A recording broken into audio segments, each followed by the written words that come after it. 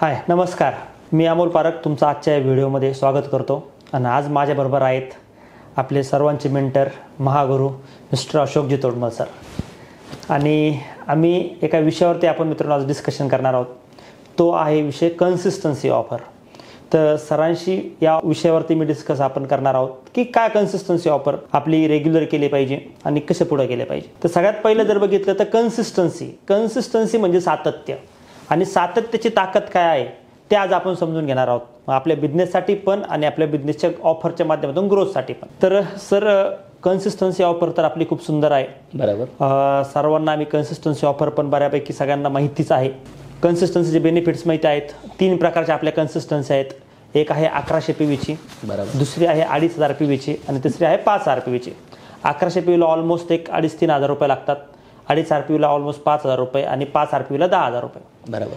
तर ह्या consistency regular जर केल्या तर जो इन्कमची ग्रोथ आहे, जर प्रॉफिट जर बघितलं तर नॉर्मली डिस्काउंट मिळतात, वेगवेगळ्या प्रकारचे आपले फ्री प्रोडक्ट्स मिळतात आणि ऑलमोस्ट 60% डिस्काउंट इथनं सगळीकडनं आपल्याला. म्हणजे पहिल्या महिन्यात जर आपण 1100 PVची खरेदी केली, असं पहिला, दुसरा, तिसरा, चौथा, तर 5व्या महिन्यात आपल्याला काय करावं लागतं? 5व्या महिन्यात आपल्याला फ्री म्हणजे फ्री प्रोडक्ट फ्री मिळतात 2200ची. येस. आणि असंच 5-5 हजार 4 महिने गेले तर 5व्या महिन्यात आपल्याला परत पैसे प्रोडक्ट फ्री तेवढेच. आणि जर काही जी फॅमिली मोठी आहे, जे थोडे काही वापरतील, काही विकतील, असे 10,000 4 महिन्याची परचेस केले तर डायरेक्ट 10,000चे प्रोडक्ट फ्री. Okay, great. तर ही जी ऑफर आहे सर, हे 4 महिन्याच्या खरेदीवरती 5व्या महिन्याची खरेदी फ्री. म्हणजे 4 महिने जर लगातार सलग खरेदी केली, आपण सनेज बंद पहिल्या महिन्यात जातो, प्रोडक्ट घेतोय, पैसे येतोय, प्रोडक्ट घेतोय, दुसऱ्या महिन्यात जातो, पैसे येतोय, प्रोडक्ट घेतोय, तिसऱ्या महिन्यात जातो, पैसे येतो, प्रोडक्ट घेतो, चौथ्या महिन्यात जातो, पैसे येतो, प्रोडक्ट घेतो आणि 5व्या महिन्यात जातो, पैसे देत नाही, प्रोडक्ट घेऊन येतो. ओके. म्हणजे एवढी सुंदर ऑफर आहे. तर ही ऑफर केली पाहिजे प्रत्येकाने. याच्यात प्रोडक्ट पण स्वस्त पडत असेल सर? Yes sir. जवळजवळ जर बघितलं तर ऑलमोस्ट प्रोडक्टची कॉस्ट ही 50 ते 60% डिस्काउंट मिळतं. म्हणजे जे प्रोडक्ट 100चं आहे ते प्रोडक्ट आपल्याला जवळपास 40 ते 50 रुपयालाच पडणार. हो नक्की. म्हणजे याची MRP. बरोबर. म्हणजे जे प्रोडक्ट 1000चं आहे ते प्रोडक्ट आपल्याला 400 ते 500 रुपयाला. ओके. मग जे घरचे कधी कधी लोक मानतात प्रोडक्ट मागे, हे मागे, तर हे कन्सिस्टन्सी न केल्यामुळेच वाटत असतं का बापाला? हो 100%. ते करत नाहीत आणि म्हणून त्यांना माहीत नाही आणि ते घरच्याला पण समजवता येत नाही. समजतच येत नाही, कळतच नाही की आपल्याला हे प्रोडक्ट्स, म्हणजे आपल्या घरचे साबण आहे त्याची MRP जर 35-40 रुपये येतं, त्याच्यातले 50-60% कमी केले तर मला वाटतं ते साबण 17-18-20 रुपयालाच पडत असेल. हो बरोबर. एक छोटंसं उदाहरण जर टूथपेस्टचं घेतलं तर त्याच्यात जर 50-60% कमी केले, किंवा आपलं जे मोठं आकायचं प्रोडक्ट आहे, किंवा प्रोटीन आहे, किंवा मुलासाठी प्रोडक्ट, किंवा जे डेली आपले कॅप्सूल शुगर लागते, सगळ्याकडे सेव्हिंग होऊ शकते. बरोबर. ग्रेट. तर तरी पण सर आता एवढं करून पण बऱ्याच वेळेला लोक अटकतात की कन्सिस्टन्सी करत नाहीत. तर काय असं कारण असेल की कन्सिस्टन्सीमध्ये लोक अटकतात? तर सगळ्यात महत्त्वाची गोष्ट, कन्सिस्टन्सी मी का करतो सर? कारण की मला पहिली गोष्ट, मला क्वालिटी प्रोडक्ट पाहिजेत. बरोबर. त्यानंतर मला माझ्या प्रोडक्टमधले 50-60% जे आपण मॅन्युफॅक्चर टू कस्टमर दाखवतो ते 60% मला वाचले पाहिजेत. सेव्हिंग झालं पाहिजे. बरोबर. म्हणजे मी माझं दुकान आहे तर मी प्रोडक्ट वापरणार. बरोबर. माझ्या कंपनीचे प्रोडक्ट आहेत त्याच्याशिवाय मी दुसरे कुठलेच प्रोडक्ट माझ्या घरात आणणार नाही. बरोबर. त्यानंतर दुसरा पार्ट मी इथं आलो आहे कशासाठी? मनी फ्रीडम, टाईम फ्रीडम आणि सिक्युरिटीसाठी आलो आहे. बरोबर. मला लॉंग लास्टिंग इन्कम पाहिजे. बरोबर. आणि नेटवर्क मार्केटिंग, डायरेक्ट सेलिंगचा बिझनेस डुप्लिकेशनचा आहे. जे मी करणार तेच माझे खाली लोक करतील. मग मी शिकलो की कन्सिस्टन्सी का केली पाहिजे.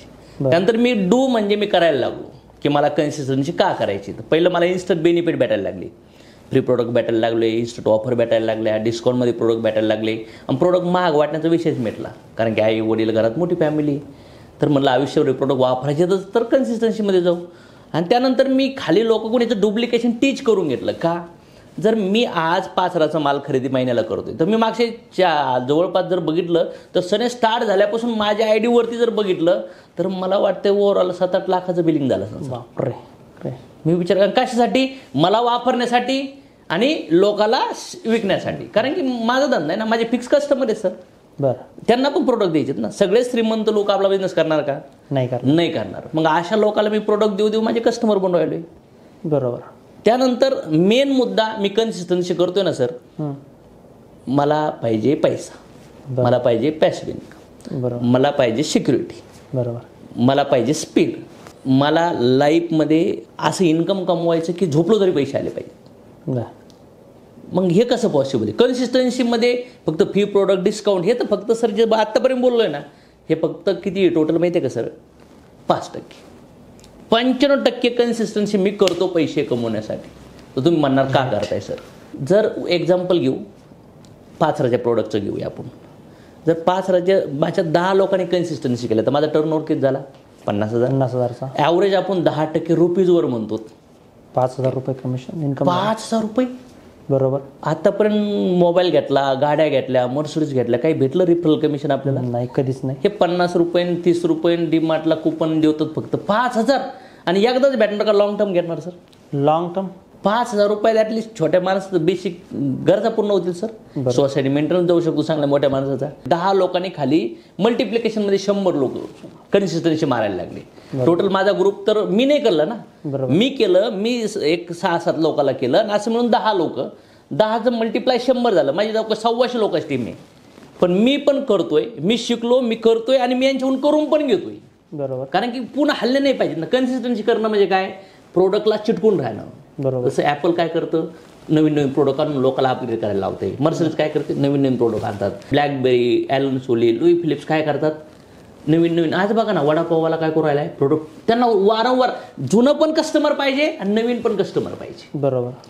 त्यानंतर एक चहावाला माणसाकडं जुनं कस्टमर आहे आणि नवीन पण कस्टमर आहे.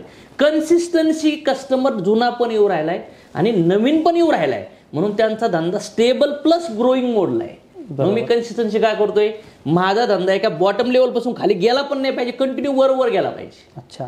म्हणजे मी नवीन लोकांनी माझ्या कन्सिस्टन्सी केल्या पाहिजेत आणि जुन्या लोकांना माझ्या कन्सिस्टन्सी ब्रेक नाही झाल्या पाहिजे. ओके. तर याच्यासाठी मला असं वाटतं, मी बेसिक फंडला विचार केला की मला फिक्स इन्कम पाहिजे. जॉबमध्ये फिक्स इन्कम असतं किंवा रॉयल्टी इन्कम भेटतं लोकांना, काही बुक्समध्ये, ऑडिओ सीडीजमध्ये. हे सगळे इन्कम रॉयल्टी इन्कम आहेत सर. मेल्यानंतर सुद्धा इन्कम दिलं जाते. बरोबर. धीरूभाई अंबानी नाही आहे त्या जगात, पैसे येऊ राहिले की नाही येऊ राहिले? आज जगातले मोठे मोठे आहेत ना लोक, एक एक सॉन्ग तयार करून गेले, पैसे येऊ राहिलेत. बरोबर. बुक लिहून गेलेत, पैसे येऊ राहिले. तर मग आज मी जेव्हा डायरेक्ट सेलिंग इंडस्ट्रीला वर्ल्ड वाईड बाहेरचे लोकांचा स्टडी केला, तेव्हा मला कळलं की ह्या लोकाला, हे लोक डेथ झालेत सर. मी अशा काही कंपन्या फॉरेन कंट्रीच्या ऐकल्यात, डेथ झालेत, पण त्यांच्या नॉमिनीला आज जर बघितलं तर 10-10, 12-12 करोडचे चेक जाऊ राहिलेत. अरे बापरे. मी विचार केला का, तेव्हा मला उत्तर भेटलं, कन्सिस्टन्सी कन्सिस्टन्सी कन्सिस्टन्सी.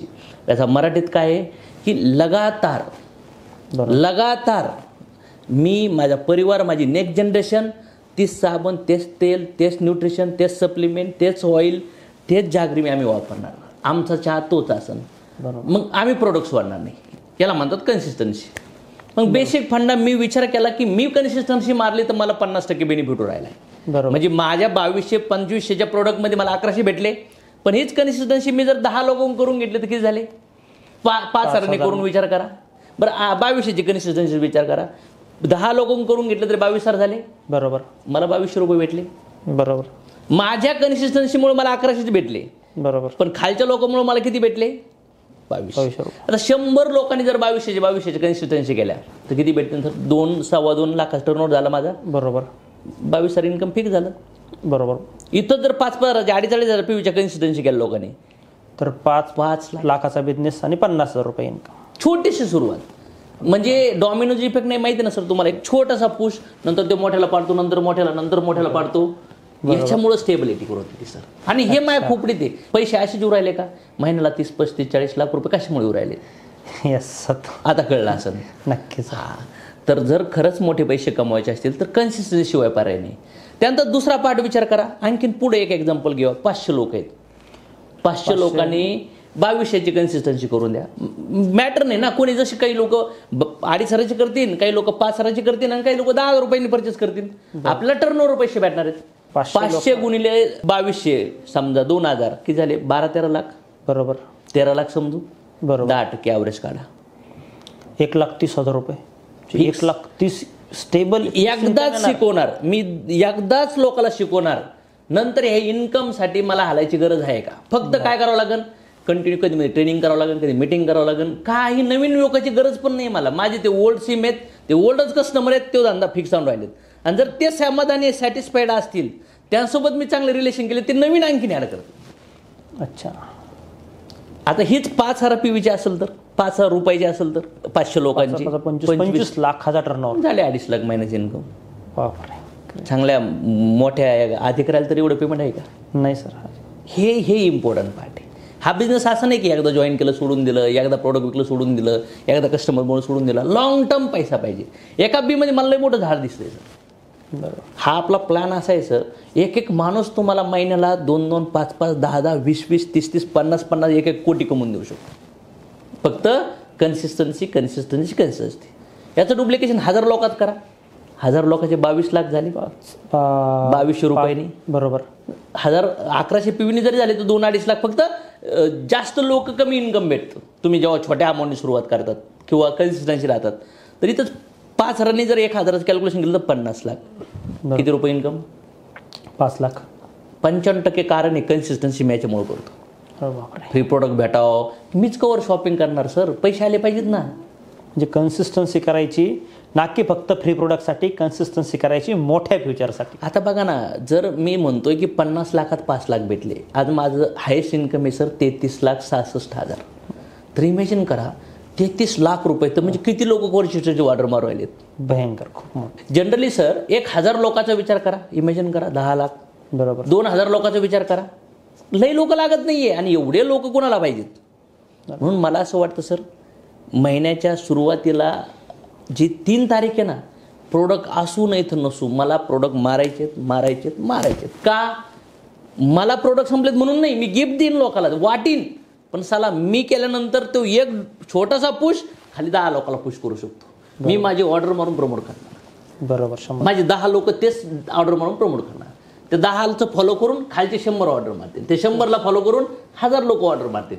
याला तर म्हणतात ना, छोटीशी सुरुवात कन्सिस्टन्सीमध्ये केलं तर तुम्ही मोठ्या लेवलला जाऊ शकता. बरोबर. तर कन्सिस्टन्सीशिवाय आपला बिझनेसच नाही आहे सर. बरोबर. कन्सिस्टन्सी जर तुम्ही ह्या बिझनेसमध्ये महिन्याला कन्सिस्टन्सी मारताय तर वर्षाला किती प्रोडक्ट, समजा ॲव्हरेजली 3,000 रुपयाचे प्रोडक्ट महिन्याला खरेदी केले तर किती रुपये लागले सर वर्षाला? 36,000. बरोबर. 36,000 रुपये तुम्ही 12 महिने कन्सिस्टन्सी करत सिरियसली जरी बिझनेस केला तर वर्षाचं इन्कम इथं पेआउट निघण्यासाठी काय झटक्यात लोक महिन्यात पेआउट करून राहिले. बरोबर.